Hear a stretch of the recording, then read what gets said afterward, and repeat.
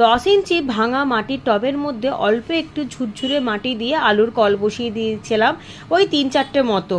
খুব সামান্য জল দিয়ে এই ক্যারেটগুলো তলাতে রেখে দিয়েছিলাম। এক বন্ধু বলেছেন আলু বারবার বসাচ্ছেন আর পচে যাচ্ছে। কেন পচে যাবে? আলু গাছে আমি বারবার বলেছি খুব বেশি জল কিন্তু পছন্দ করে না। আলু বসানোর পর অল্প একটুখানি জল ছিটিয়ে দিয়ে রেখে দেবেন।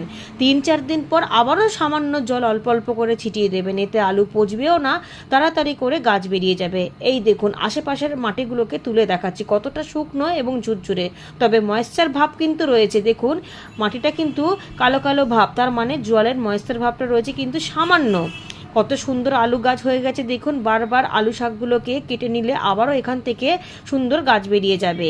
এইগুলো কিন্তু বর্ষার মধ্যেই রেডি হয়েছে।